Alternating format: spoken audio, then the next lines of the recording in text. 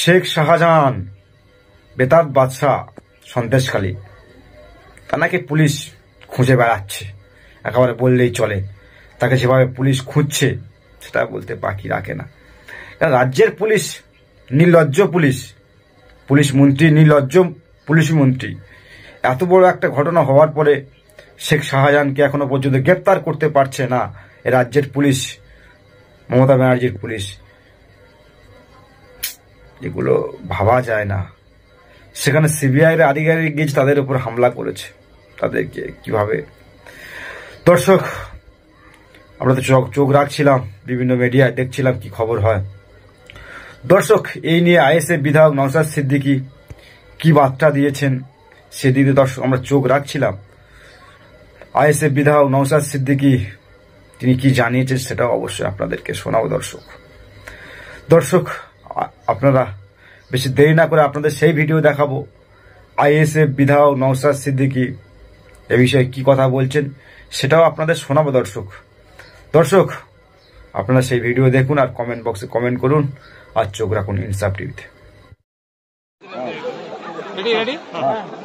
ঘাটেশ্বর অঞ্চল কমিটির উদ্যোগে রক্তদান শিবির, শীতবস্ত্র বিতরণ অনুষ্ঠান এবং সাথে সাথে এলাকার কিছু ছাত্রছাত্রীদের সংবর্ধনা অনুষ্ঠান ছিল।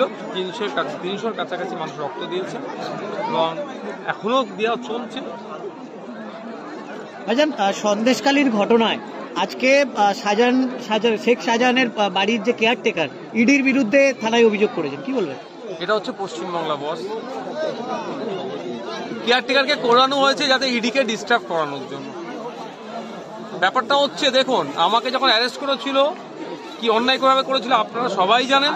সাথে সাথে প্রায় 4 থেকে 6 জন এরকম সাধারণ মানুষকে শুধু সংখ্যা বাড়ি বেশি দেখানোর জন্য তাদেরকে অ্যারেস্ট করেছিল, যারা লেদার কমপ্লেক্সে কাজ করে বাড়ি ফিরছিল। এই হচ্ছে আমাদের অবস্থা, রাজ্যের আইন শৃঙ্খলার অবস্থা। একে তো অন্যায় করেছে, তাদের মাথা ফাটালো।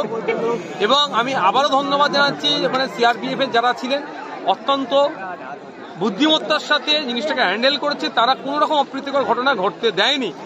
কারণ শীতলকুচির ঘটনা আমাদের কাছে কিন্তু আমাদের এখনো টাটকা ঘটনা, এতদিন হয়ে যাওয়ার পর আমরা এখনো বিচার পাইনি। গতকালকে যে ঘটনা ঘটতে চলেছিল ওই ধরনের একটা ভয়ঙ্কর ঘটনা ঘটে যেতে পারত। তারপরেও যদি এই ধরনের এদের উপরে আবার ইডির বিরুদ্ধে আবার এই ধরনের করানো হয়, এটা একটা ধিক্কারজনক, নিন্দাজনক। কালকের ঘটনায় কি মনে হয় যে টিএমসি বা এই শাহজাহানের মতন নেতাদের জন্য সংখ্যালঘুদের ভাবমূর্তি নষ্ট হচ্ছে? একদম।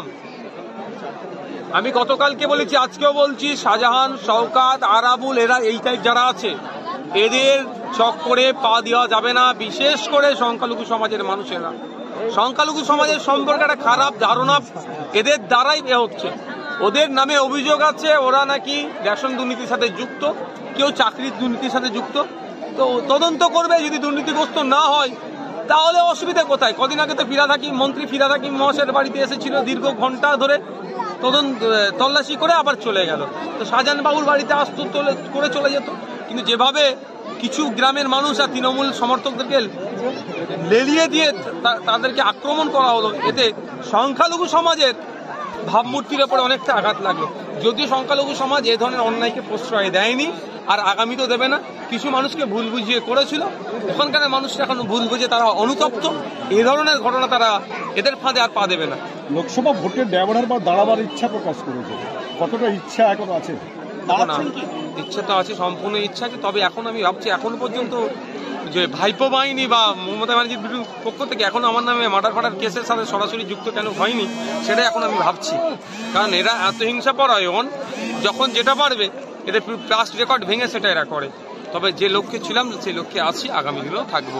আমার ইচ্ছা সম্পূর্ণ যে আমি রামনগর লোকসভায় কন্টেস্ট করবো, সেখানকার মানুষের দোয়া আশীর্বাদ নিয়ে আমি লোকসভার মধ্যে যাব এবং বর্তমান যিনি এমপি তাকে পরাজিত করে হারিয়ে কালীঘাটে পাঠাবো মানুষের সহযোগিতা নিয়ে, ভোটারদের সহযোগিতা নিয়ে।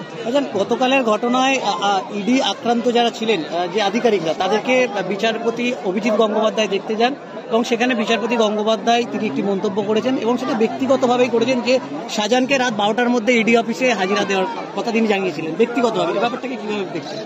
দেখুন, প্রত্যেকের মানুষের একটা নিজস্ব বিবেক, বুদ্ধি, চেতনা আছে, বলার স্বাধীনতা আছে। তিনি যেটা বুঝতে পেরেছেন আইন শৃঙ্খলা কোন তলনিতে পৌঁছে গেছে, নিশ্চিতভাবে হয়তো তিনি বুঝেছেন যে আনা দরকার, সেই জন্য তিনি বলেছেন। যদি তেনার একান্ত ব্যক্তিগত মতামত এটা কোর্টের মধ্যে থাকে, তার এলাকার প্রিমিসেসের মধ্যে এলে সেটা আলাদা, তবে উনি ওনার ব্যক্তিগত মতামত দিয়েছেন।